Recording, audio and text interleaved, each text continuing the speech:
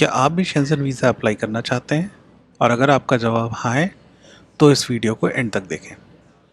आपका स्वागत है मेरे channel global plates and family trail पे। अगर आप ये वीडियो देख रहे हैं तो आई एम श्योर कि आप यूरोप का ट्रिप प्लान कर रहे होंगे, जहाँ पे मैं आपको बताने वाला हूँ कि शेंज़न वीज़ा की एप्लीकेशन का प्रोसेस क्या है, आपको क्या डॉक्यूमेंट्स चाहिए होते हैं और आप अप्लाई कैसे करते हैं। शेंज़न वीज़ा का एप्लीकेशन प्रोसेस वैसे तो जितनी भी इनकी स्टेट कंट्रीज़ हैं शेंज़न में, उन सबका प्रोसेस सेम है। और क्योंकि मैंने जो वीज़ा अप्लाई किया हुआ है वो जर्मनी के लिए किया हुआ था। जर्मनी में हम बियर फेस्टिवल कवर कर रहे थे और मेरे कुछ फॉलोअर्स का मेरे पास कमेंट आया कि उनको वीज़ा एप्लीकेशन का प्रोसेस समझना है। तो ये वीज़ा एप्लीकेशन प्रोसेस है उन लोगों के लिए है जो यूएस में रहते हैं और नॉन यूएस सिटीज़न हैं। वैसे तो प्रोसेस मोटा-मोटा सेम ही होता है यूएस सिटीज़न के लिए भी, बट क्योंकि मैं नॉन यूएस सिटीज़न था तो इसलिए मैं उसके हिसाब से ये पूरी की पूरी वीडियो बनाई हुई है।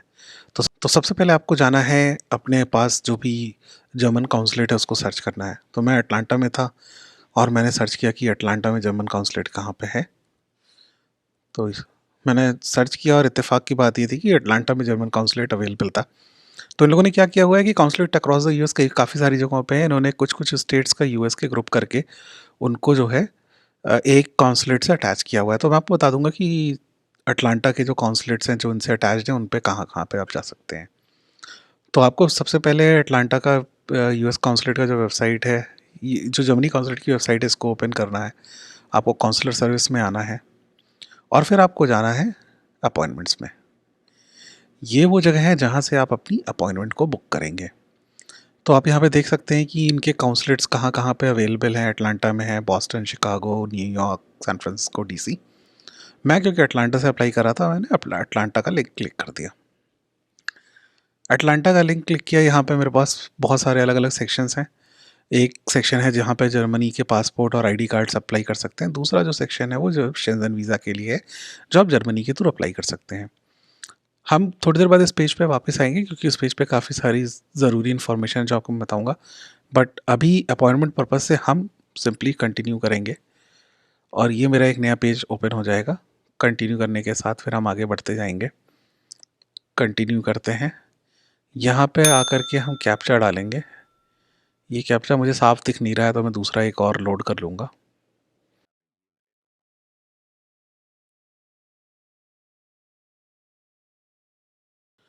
अब यहाँ पे मेरे पास डेट आ रही है वेंसडे की। पहले तो ये है कि सितंबर में 9th मंथ है, 2024 में अपॉइंटमेंट अवेलेबल है।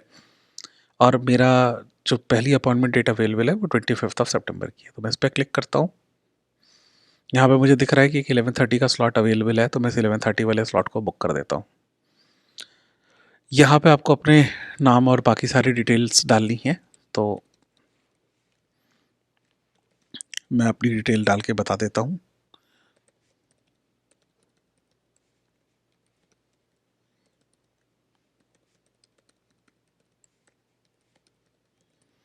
यहाँ पे मुझे फ़ोन नंबर डालना है। यहाँ पे एक रैंडम फ़ोन नंबर डाल दिया। यहाँ पे मुझे पासपोर्ट नंबर डालना है। मैंने एक रैंडम पासपोर्ट नंबर डाल दिया और मैं किस स्टेट में रह रहा हूँ वो डाला है। तो अगर आप यहाँ पे डाउनलोड इसका ड्रॉप डाउन पे क्लिक करेंगे तो आपको यहाँ पे बहुत सारे स्टेट्स की लिस्ट दिख जाएगी, जैसे अलाबामा है, टेनेसी है, north Carolina, south Carolina, Georgia. तो क्योंकि मैं जॉर्जिया का ही रहने वाला हूँ, जॉर्जिया में ही रह रहा हूँ मैं अभी, तो मैं जॉर्जिया सेलेक्ट कर लिया। पर आप इनमें से जिस भी स्टेट में है आप उस स्टेट को सेलेक्ट करके अटलांटा कॉन्सुलेट पे अपना वीज़ा का काम करा सकते हैं। हमें यहाँ दोबारा से वैल्यू डालनी है। मैंने दोबारा से वैल्यू डाल दी है और जैसे ही मैं यहाँ पे सबमिट पे क्लिक करूँगा ये मेरे को अपॉइंटमेंट दे देगा और इस अपॉइंटमेंट की एक मेल आ जाएगी। वो मेल जो है वो मैं लेकर के रख लूँगा, उसका प्रिंट आउट निकाल के रख लूँगा। अब इस पेज को क्लोज कर देते हैं और वापस से हम आते हैं अपने प्रीवियस पेज पे। यहाँ पे मेरे पास दो ऑप्शन अवेलेबल है। एक है मेरा, अगर मेरा स्टे 90 डेज से लेस है या 90 डेज से ज़्यादा का है, तो क्योंकि हमारा पर्पज़ टूरिज़्म का है, हमारा स्टे 90 डेज से लेस है, तो इसलिए मैं 90 डेज से लेस वाली पेज पे क्लिक करता हूँ। यहाँ पे आपके पास पूरी गाइडलाइंस दी हुई हैं, आप ये गाइडलाइन पढ़ सकते हैं एक बार। ये आपका टेक्निकल स्पेक दिया हुआ है कि आपका जो सिस्टम है उसमें क्या क्या चीज़ें पड़ी होनी चाहिए, प्रिंटर कनेक्टेड होना चाहिए, वो आपका ट्रैवल डॉक्यूमेंट चाहिए, आपका फ़्लाइट शेड्यूल, जर्मनी में आप कहाँ रहने वाले हैं, होटल रिजर्वेशन, अगर आपको कोई जर्मनी से बुला रहा है तो उसका letter of invitation. Application complete करने के लिए आपको लैंग्वेज चूज़ करनी पड़ेगी, बाकी सारी डिटेल्स हैं यहाँ पे, एंटर डेट है आपका, एप्लीकेशन को सेव करना है, प्रिंट करना है। तो आइए एप्लीकेशन पे चलते हैं। ये मेरा एप्लीकेशन का पेज है, मैंने इस एप्लीकेशन के पेज को ओपन कर दिया। अब यहाँ जब मैंने इस एप्लीकेशन के पेज को ओपन किया है तो ये सब कुछ जो है वो मेरा जो लैंग्वेज है वो जर्मन डॉइच है, इसको मैं इंग्लिश में कन्वर्ट कर लेता हूँ। आपके पास बहुत सारी लैंग्वेज के ऑप्शंस हैं, आप उसको यहाँ पे डाल सकते हैं। यहाँ पे सबसे पहले आपको अपनी पर्सनल डिटेल डालनी है, आपको अपना फर्स्ट नेम डालना है, आपको अपना last family name which is your last name, फिर आपको अपना फर्स्ट नेम डालना है, आपको अपनी डेट ऑफ बर्थ डालनी है, प्लेस ऑफ बर्थ डालनी है, कंट्री ऑफ बर्थ डालनी है, अपना सेक्सुअल स्टेटस डालना है कि आप मेल हैं, फीमेल हैं या आप अनस्पेसिफाइड रहना चाहते हैं, आपको अपना मैरिटल स्टेटस डालना है, आप सिंगल हैं, मैरिड हैं, सेपरेटेड हैं, डिवोर्स हैं, क्या है वो डिटेल यहाँ पे डालनी है। आपकी कंट्री ऑफ नेशनैलिटी क्या है और ओरिजिनल नेशनैलिटी। तो यहाँ पे बता दूँ ये उन लोगों के लिए काम आता है जो किसी और कंट्री से थे और बाद में फिर वो यूएस का उन्होंने सिटीजनशिप ले लिया है। अगर आपने यूएस सिटीजनशिप नहीं ली है तो आप दोनों जगह पे अपनी बेस कंट्री डाल सकते हैं। जैसे फॉर एग्जांपल हमने अफगानिस्तान फर्स्ट अल्फ़ाबेट था तो मैंने ये 2 डाल दिया। ये फ्रीडम ऑफ मूवमेंट का राइट की एक्सरसाइज करने के लिए है। इसके लिए ज़रूरी ये है कि आप जो है वो किसी फैमिली मेम्बर जो है वो स्विस सिटीज़न होना चाहिए, जो कि हमारे केस में नहीं था तो हमने इसको ब्लैंक छोड़ दिया है। अब आते हैं हम ऑक्यूपेशन पे। यहाँ आपको अपनी ऑक्यूपेशन की डिटेल डालनी है कि आप क्या क्या आपकी ऑक्यूपेशन है, क्या काम करते हैं आप।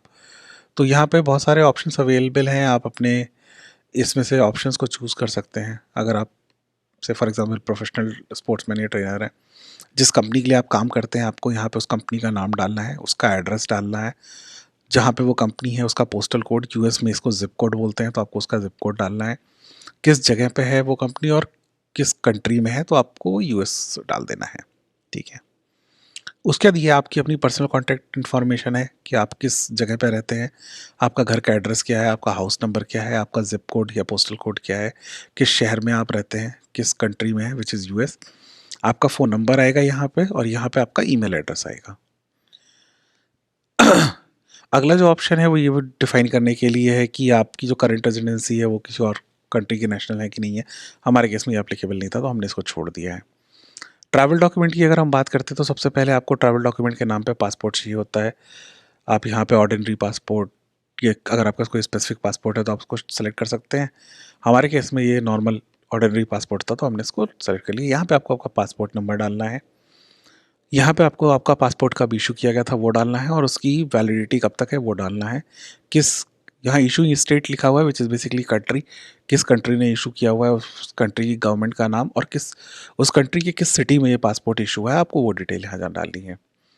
नेक्स्ट हम बात करते हैं बायोमेट्रिक की। तो यहाँ आपको बताना है कि आपने पहले कभी अगर शेंजन वीज़ा के लिए अप्लाई किया है तो आप इसको येस कर सकते हैं, लेकिन अगर आपका बायोमेट्रिक नहीं हुआ है तो आप इस सेक्शन को ब्लैंक छोड़ सकते हैं। फिर अगला सेक्शन है जहाँ पे हम बात करते हैं ट्रैवल डिटेल्स की। तो आपका पर्पस ऑफ जर्नी क्या है, यहाँ पे आपके डिफरेंट पर्पस ऑफ जर्नी का है, टूरिज्म का है, बिजनेस का है, कोई कल्चरल इवेंट है, स्पोर्ट्स इवेंट है, ऑफिशियल मीट है, क्या है आप वो डाल सकते हैं। हमारे केस में टूरिज्म था तो हमने टूरिज्म डाल दिया। अगर आप चाहें तो आप मल्टीपल भी यहाँ पे डाल सकते हैं कि आपका टूरिज्म के अलावा भी अगर आपका कोई पर्पस है तो आप उसको यहाँ पे डाल सकते हैं। Member state of first entry वो होता है कि शेंजन की जितने भी मेंबर स्टेट हैं उनमें से सबसे पहले आप किसी स्टेट में जा रहे हैं। तो हमारे केस में वो स्टेट जर्मनी था, आपके केस में यहाँ पे पूरे के पूरे शेंजन स्टेट लिस्टेड है। आप इनमें से जहाँ भी जा रहे हैं, जर्मनी, फ्रांस, फिनलैंड, डेनमार्क, उसको डाल सकते हैं। मेरी मेन जो ट्रैवल डेस्टिनेशन थी वो भी जर्मनी थी तो मैंने वो डाल दिया है। यहाँ पे ऑप्शन आता है कि आप कितनी बार यहाँ पे एंट्री करना चाहते हैं। तो हमारे केस में ये जो है वो हमने मल्टीपल एंट्री ले लिया है। वैसे आप सिंगल एंट्री, 2 एंट्रीज या मल्टीपल एंट्रीज में से चूज़ कर सकते हैं, तो हमने मल्टीपल एंट्री चूज़ किया था। यहाँ पे आपको डालना है कि आप कब लैंड कर रहे हैं जर्मनी की जिस सिटी में भी। से फॉर एग्जांपल म्यूनिक में लैंड कर रहे हैं, हम म्यूनिक जा रहे थे तो हम म्यूनिक में लैंड कर रहे थे, तो हमने यहाँ पे से 1 सितंबर की डेट सेलेक्ट कर ली कि हाँ भाई ठीक है 4 सितंबर को हम लैंड कर रहे हैं। और यहाँ पे हमने डेट सेलेक्ट कर ली कि हम 4 सितंबर को लैंड करके 11 सितंबर को कंट्री से बाहर निकल रहे हैं, वो डाल दिया। अब अगर हम अगले सेक्शन की बात करें तो ये सेक्शन में आपको डिफाइन करना होता है कि आपकी जो फाइनल कंट्री ऑफ डेस्टिनेशन है वो क्या है और आपके पास उस कंट्री में जाने का क्या प्रोसेस है। तो आपके पास रेजिडेंस है उस कंट्री की, आपके पास एंट्री के लिए वीज़ा है, कोई एलियन कार्ड है, कोई अदर ऑप्शन है।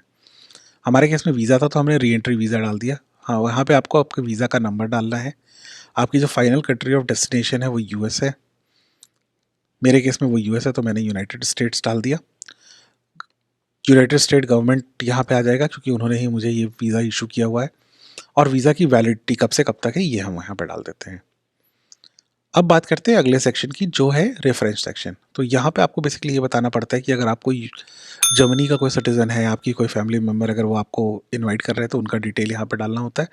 और अगर आप टूरिज़्म के लिए जा रहे हैं, अगर कोई रेफरेंस नहीं है, तो आप यहाँ पे सिंपली जो है आप डाल सकते हैं कि आप होटल पे जा रहे हैं, आपको अपने होटल का नाम डालना है, आपका जो रिजर्वेशन होटल का नंबर है वो डालना है, होटल किस सिटी में है वो डालना है, किस कंट्री में है वो डालना है, और आपका पर्पस क्या है उस जगह को विजिट करना। तो टूरिज्म है इन केस, तो आप टूरिज्म चूज़ कर सकते हैं। अगर आपका कोई और पर्पस है तो आप वो पर्पस चूज़ कर सकते हैं। अब हम बात करते हैं कि ये ऑर्गेनाइजेशन रजिस्टर किस लिए है। तो अगर ये ट्रेड के लिए रजिस्टर्ड है, कॉमर्शियली रजिस्टर्ड है, क्या है, वो सारी डिटेल आप यहाँ डाल सकते हैं। होटल्स जो है वो कॉमर्शियल रजिस्टर होते हैं तो आपने यहाँ पे डाल दिया। लोकेशन ऑफ रजिस्टर में आपने जर्मनी डाल दिया। रजिस्ट्रेशन नंबर आप खाली छोड़ सकते हैं। अगर कोई फैमिली मेम्बर है जो आपको इनवाइट कर रहा है तो उसका नाम यहाँ आएगा, अगर नहीं है तो आप दोबारा से यहाँ पे होटल का नाम और उसकी सारी डिटेल होटल की आप यहाँ पे डाल सकते हैं। फिर हम बात करते हैं नेक्स्ट सेक्शन की, जो है कॉस्ट का अजम्पशन है कि कॉस्ट कौन बियर करेगा। तो आपके पास दो ऑप्शन है, एक ये तो है कि आप खुद से ही कॉस्ट को बियर कर रहे हैं, या तो कोई थर्ड पार्टी है जो आपकी कॉस्ट बियर कर रही है। जैसे कि आपकी कंपनी हो गई है, जर्मनी में आपको कोई इन्वाइट कर रहा है और वो आपकी कॉस्ट बियर करना चाहता है, तो वो डिटेल यहाँ पे आ जाएगी। हमारे केस में पूरे ट्रैवल की कॉस्ट हम ही बियर कर रहे थे, तो इसलिए हमने जो है सेल्फ पे कर दिया। मीन्स ऑफ सपोर्ट, आप कैश से है, ट्रैवलर चेक से कर रहे हैं, क्रेडिट कार्ड से कर रहे हैं, एकोमोडेशन आपने एडवांस में पे कर रखा है, आप एक्सपेंसेस पूरा का पूरा कवर करेंगे, ट्रांसपोर्ट भी आपने कवर कर लिया, आपकी फ़्लाइट टिकट और सब कुछ है। यहाँ से आप कंटिन्यू पे क्लिक करते हैं और आपके पास ऑप्शन आता है इस पूरे के पूरे फॉर्म को डाउनलोड करने का। तो ये फॉर्म आपके पास डाउनलोड हो जाएगा। आपको इस फॉर्म पे दो जगह आपको डेट और सिग्नेचर करने हैं, उन दो जगह पे आप इसको डेट और सिग्नेचर करेंगे और फाइनली प्रिंट आउट लेकर के करेंगे ऑब्वियसली, और फिर आप इस पेज को क्लोज करके छोड़ सकते हैं। फिर हम वापस आते हैं, सेम हमारा ये पेज ओपन खुला हुआ काउंसलर सर्विस का। अब हमें जो चीज़ देखनी है वो ये देखनी है कि वीज़ा के लिए चेकलिस्ट क्या क्या है। तो वीज़ा की जो चेकलिस्ट है उसके लिए आप वीज़ा इन्फॉर्मेशन पे आएंगे। वीज़ा इन्फॉर्मेशन पे आते ही यहाँ पे एक शेंजन वीज़ा का आर्टिकल पड़ा हुआ है, इस आर्टिकल पे आप क्लिक करेंगे। इस आर्टिकल को आप पढ़ेंगे, इसमें से कुछ डिटेल्स ऐसी हैं जो पहले से ही लिस्टेड आउट है, और यहाँ डिक्लेरेशन ऑफ एक्यूरेसी है, वीज़ा की फ़ोटोज़ के एग्जाम्पल है, और वीज़ा फीस है, और डेटा प्रोटेक्शन का है। ये डॉक्यूमेंट आपको चाहिए होते हैं, आपको फिल करने होते हैं। तो से फॉर एग्जांपल ये डॉक्यूमेंट मैं खोल के रख लेता हूँ और ये मैं आपको बाद में दिखा दूंगा कि इसमें है क्या। और फिर ये है मेरी शेंजन वीज़ा की चेकलिस्ट कि मुझे वीज़ा के लिए क्या क्या डॉक्यूमेंट्स लगेंगे।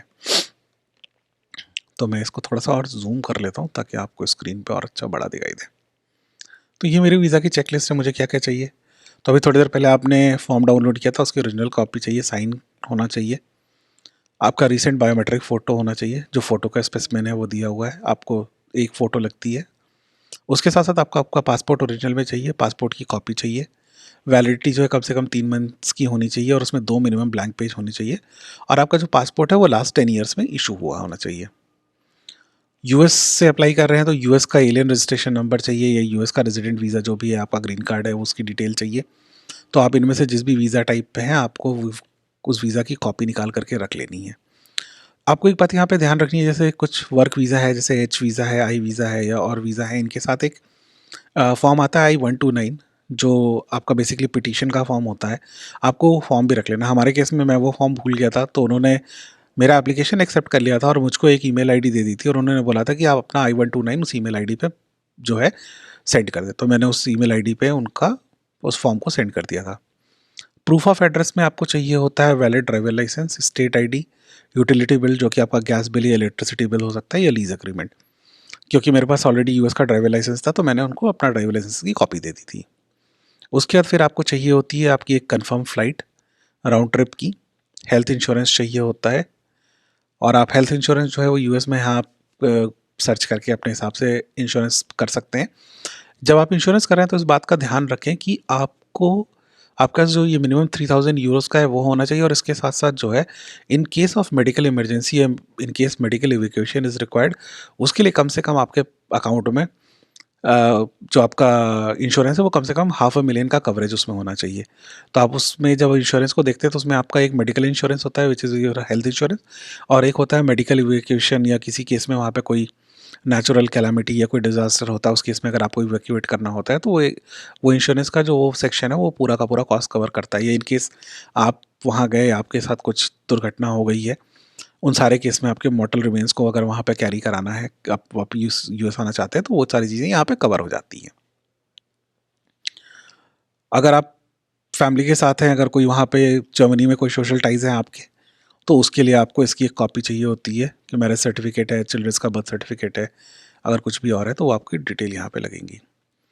अब बात करते हैं कि वीज़ा। यहाँ पे हमारे पास दो ऑप्शन है, एक बिज़नेस वीज़ा का ऑप्शन है, एक मेरे पास टूरिज्म वीज़ा का ऑप्शन है। तो बिज़नेस वीज़ा के लिए अगर आपकी कंपनी आपको जर्मनी भेज रही है किसी काम से, या किसी भी शेंजन स्टेट में भेज रही है, तो उसके लिए आपको उनको डिफाइन करना होता है कि आपका जो एम्प्लॉयमेंट ड्यूरेशन है वो आप कब से इस कंपनी में एम्प्लॉयड हैं यूएस में, वो डिटेल, आपकी सैलरी क्या है मंथली या ईयरली, आपका जो यूएस में एंटिटी है जहाँ पे आप जा यूएस सॉरी जर्मनी में जो एंटिटी है जहाँ पे आप जा रहे हैं उसके साथ इसका क्या रिलेशनशिप है, इस ट्रैवल का पर्पस क्या है, ड्यूरेशन क्या है, कौन आपके एक्सपेंसेस कवर कर रहा है, और आपके बैंक का 3 मंथ्स का चेकिंग अकाउंट का स्टेटमेंट चाहिए होता है। अगर आप सेल्फ एम्प्लॉयड हैं तो आपका बिजनेस लाइसेंस चाहिए होता है, लास्ट ईयर का टैक्स रिटर्न चाहिए होता है विथ कंपनी नेम। और कुछ डिटेल है जैसे कि आपको जर्मन का जो आपकी जर्मनी की एंटिटी है जो आपको बुला रही है उसके साथ उनको डिफाइन करके उनके लेटर पर भेजना होता है कि उनका क्या बिजनेस रिलेशनशिप है, इस पर्पस क्या है ट्रैवल का, कितने दिन के लिए ट्रैवल है, और अगर है ज़रूरत है तो पॉसिबिलिटी, तो अगर वो आपका कॉस्ट कवर कर रहे हैं तो उनका कॉस्ट कवर करने का कि भाई वो उनका कॉस्ट कवर कर रहे हैं, और आपके अगेन आपके बैंक अकाउंट की 3 मंथ्स की स्टेटमेंट चाहिए होती है। इसके साथ साथ आपको चाहिए होता है कंफर्म होटल रिजर्वेशन, उनका एड्रेस, फ़ोन नंबर, बाकी सारी डिटेल। अगर आप टूरिस्ट वीज़ा पे हैं तो मोटा मोटा सेम डिटेल चाहिए होती है आपको कंपनी के लेटर हेड पे कि कब से आप एम्प्लॉयड हैं, कब तक एम्प्लॉयड रहेंगे, सैलरी क्या है, आपका डेट ऑफ ट्रैवल क्या है, ट्रैवल का पर्पस क्या है, ये सारी की सारी डिटेल आपको उनको देनी होती है। बिसाइड्स दिस आपको अपनी आइटनरी देनी होती है, होटल रिजर्वेशंस, फ्लाइट की डिटेल, आपको अपने सपोर्ट में देना होता है। वो जो 3 मंथ्स का मैंने आपको पीछे बताया था कि आपके पास होना चाहिए कि आपके पास कवरेज कितने दिन की है, कितना कवरेज है आपके पास, उसके लिए आपको 3 मंथ्स का अपना चेकिंग अकाउंट का स्टेटमेंट देना होता है। अगर सपोज़ आपका स्पाउस स्पॉन्सर कर रहा है आपकी ट्रिप को, आपकी वाइफ आपका स्पॉन्सरशिप कर रही है, हस्बैंड स्पॉन्सरशिप कर रहा है वाइफ का, तो उसके लिए साइंड स्पॉन्सर लेटर चाहिए होता है आपके स्पाउस से, उनका एम्प्लॉयमेंट लेटर, उनका bank statement, proof of relationship which is marriage certificate, and उनके पासपोर्ट की कॉपी चाहिए होती है। ये कुछ ऑप्शंस हैं, लाइक फॉरेन बैंक स्टेटमेंट है, किसी दूसरी कंट्री का कोई फिक्स डिपॉजिट है, या कोई बैंक स्टेटमेंट है, ट्रैवल मनी कार्ड, ये सफिशिएंट फंड्स के प्रूफ के तौर पे एक्सेप्ट नहीं किए जाते हैं। विजिटर वीज़ा के लिए भी सेम ही रिक्वायरमेंट है, बस इसमें यह है कि आपको इनविटेशन लेटर चाहिए होता है अगर आप वहाँ पे अपने किसी रिलेटिव को विजिट कर रहे हैं तो उसके लिए। माइनर अगर है तो आपको माइनर की डिटेल है, आपको माइनर का फुली साइंड एप्लीकेशन चाहिए, एप्लीकेशन आप यहाँ से क्लिक करके जा सकते हैं, डिक्लेरेशन चाहिए, विच जो कि हमारे केस में एप्लीकेबल नहीं था तो हमने ये पॉइंट छोड़ दिए हैं, पर अगर आपके केस में एप्लीकेबल है, आपका माइनर ट्रैवल कर रहा है, तो आप ये सारी डिटेल भर सकते हैं। प्रोसेसिंग फ़ीस क्या है, मैं बता सकता हूँ कि हमारे केस में जो प्रोसेसिंग फ़ीस थी वो वीज़ा फ़ीस जो थी वो $98 थी, और $12 उन्होंने मेरे से एडिशनल लिए थे मेरे पासपोर्ट को मेरे घर के एड्रेस पे कुरियर करने के लिए। तो इन टोटलिटी जो मैंने पे किया था वो $110 पे किया था। आपको फाइनली इस चेकलिस्ट का प्रिंट आउट लेना है, आपको यहाँ पे यस करना है, यहाँ पे डिटेल डालनी है कि आप अटलांटा में डेट और आपका सिग्नेचर, और उसके बाद फिर आप जो है इसका प्रिंट आउट ले लेंगे एंड यू आर गुड। तो इसमें जितने भी डॉक्यूमेंट्स मेंशन है उनके जो है ओरिजिनल कॉपी जैसे भी उन्होंने मेंशन किया उसका आपको प्रिंट आउट चाहिए। ये जो अगला है डॉक्यूमेंट है जो वहाँ पे भी मेंशन और आपको यहाँ पे भी इसका चाहिए होगा, ये बेसिकली जीडीपीआर रेगुलेशन आर्टिकल 13 के लिए है, तो आपको यहाँ पे अपना प्लेस डेट और सिग्नेचर डालना पड़ेगा। और इसमें एक सेक्शन है जो आपका पासपोर्ट डिलीवरी के लिए है, आपको यहाँ पे भी अपना डेट और सिग्नेचर डालना पड़ेगा। ये सेक्शन बेसिकली ये कहता है कि अगर गलती से आपका पासपोर्ट में कोई वियर एंड टीयर होता है, ऐसा कुछ भी होता है, तो जर्मन काउंसुलेट और Germany as a country is not responsible basically. तो आप इसका भी एक प्रिंट आउट ले सकते हैं और इसको आप ले सकते हैं। ये है GDPR का, इसको आप पढ़ सकते हैं कि आपका डेटा प्रोटेक्शन कैसे हो रहा है। इस डॉक्यूमेंट की ज़रूरत नहीं होती है, बट ये आपके पढ़ने के लिए एक अच्छा डॉक्यूमेंट है, तो आप इसको पढ़ सकते हैं।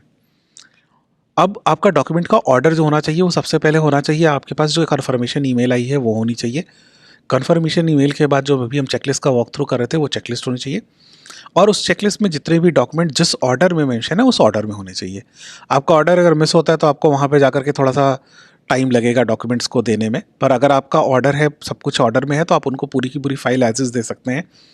और उनको आप बोल सकते हैं, जो भी वहाँ पे काउंसलर सर्विस पे बैठे हुए हैं लोग, उनको बता सकते हैं कि आपके डॉक्यूमेंट चेकलिस्ट के ऑर्डर में, सो दैट उनको उन डॉक्यूमेंट्स को खोजने में कोई प्रॉब्लम नहीं होगी।